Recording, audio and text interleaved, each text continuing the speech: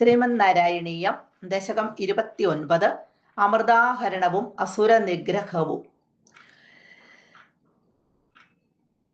വൃത്തം വസന്തതിലകം. ശ്ലോകം 1.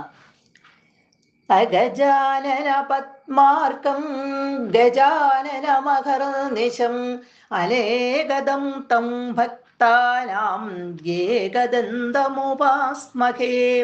സരസ്വതി നമസ്തോഭ്യം വരദേ ജ്ഞാനരൂപിണി വിദ്യാരംഭം കരിഷ്യാമി സിദ്ധിർഭവതു മേ സദാ.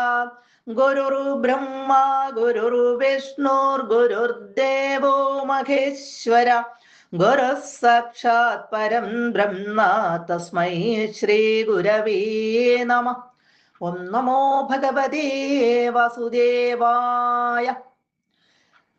ഉദ്ഗച്ഛതസ്തവ കരാദമൃതം ഖരത്സു ദൈത്യേഷു താനശരണാനനുനീയ ദേവാൻ. സദ്യസ്ഥിരോദതിഥ ദേവ ഭവത്പ്രഭാവാത് ഉദ്യത്സ്വയൂഥ്യ കലഖാദിദിജാ ബഭൂവു. കഴിഞ്ഞ ദശകത്തിലെ അവസാനത്തെ ശ്ലോകത്തിൽ നമ്മൾ കണ്ടു, ഭഗവാൻ തന്നെ, ഗുരുവായൂരപ്പൻ തന്നെ ധന്വന്തരമൂർത്തിയായിട്ട് പാലാഴിയിൽ നിന്ന് തൻ്റെ കൈകളിൽ സ്വർണക്കുടത്തിൽ അമൃതുമായിട്ട് ഉയർന്ന് വരുന്നത്. ശ്രീമദ് ഭാഗവതം അഷ്ടമസ്കന്ധം 8-ാം അധ്യായത്തിൽ 35-ാമത്തെ ശ്ലോകം തൊട്ട് 12-ാം അധ്യായം കഴിയുന്നത് വരെയുള്ള കഥാഭാഗങ്ങളാണ് പറയുന്നത്.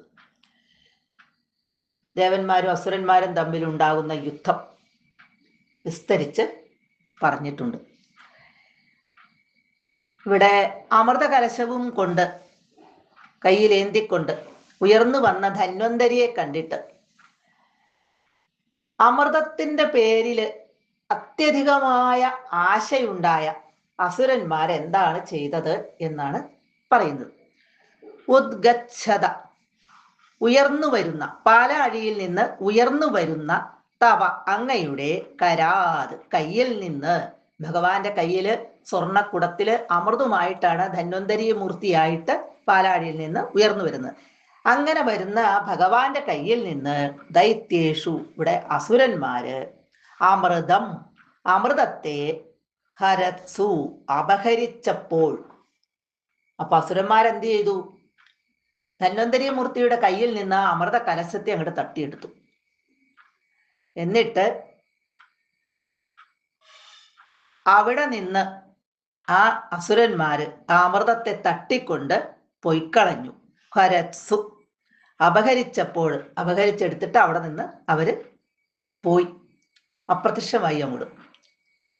ആ സമയത്ത് അപ്പോൾ അശരണാൻ, ഒരു ശരണവും ഇല്ലാത്ത, ഒരു രക്ഷയുമില്ലാതായി തീർന്ന, അതായത് ഒരു വഴിയും കാണാതിരുന്ന, ഇനിയിപ്പോ എന്താണ് ചെയ്യേണ്ടത് എന്നറിയാൻ പാടില്ലാത്ത താൻ ദേവാൻ, ആ ദേവന്മാരെ, അനുനീയ, ഇവിടെ ഭഗവാൻ ആശ്വസിപ്പിച്ചിട്ട് സ്വാന്തന വാക്കുകളൊക്കെ പറഞ്ഞ് അവരെ ആശ്വസിപ്പിച്ചു.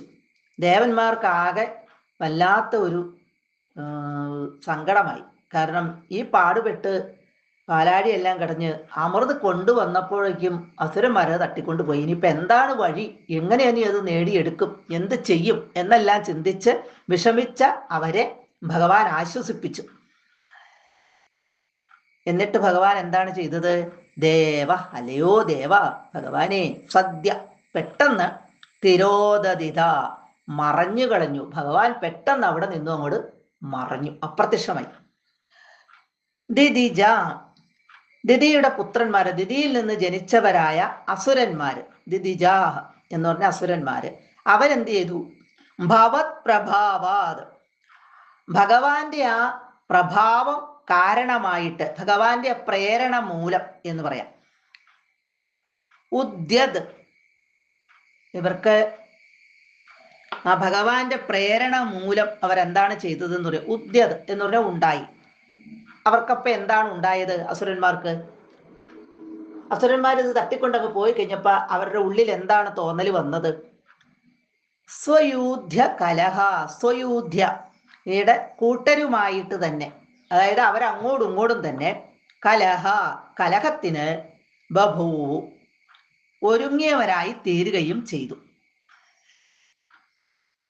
പ്രഭാവം എന്നിവിടെ പറയുമ്പോൾ മായയാണ്, ആ മായയുടെ ശക്തിയാണ്. അപ്പൊ ഭഗവാൻ ഇവിടെ അവരെ പ്രേരിപ്പിച്ചു.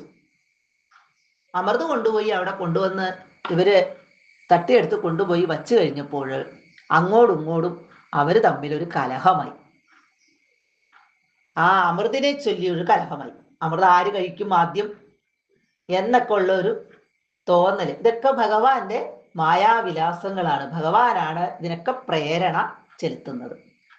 അസുരന്മാര് തമ്മിൽ അങ്ങോട്ടും ഇങ്ങോട്ടും ഒക്കെ തമ്മിൽ തല്ലിക്കഴിഞ്ഞാലാണ് വീണ്ടും അവിടെ നിന്ന് ആ അമൃതകലശത്തെ എടുത്ത് ദേവന്മാർക്ക് കൊണ്ടുവന്ന് കൊടുക്കുവാൻ സാധിക്കുകയുള്ളൂ എന്ന് ഭഗവാൻ അറിയാം. അപ്പൊ അതുകൊണ്ട് തന്നെ ആ അസുരന്മാർക്ക് അങ്ങോട്ടും ഇങ്ങോട്ടും കലഹിക്കാനുള്ള ഒരു വഴി ഭഗവാൻ ഒരുക്കി കൊടുത്തു. അവർക്ക് സ്വയം തോന്നി അങ്ങനെ വഴക്കുണ്ടാക്കണം എന്ന്. കാരണം അതിനൊരു കാരണമായി തീർന്നു ഈ അമൃതകലശം.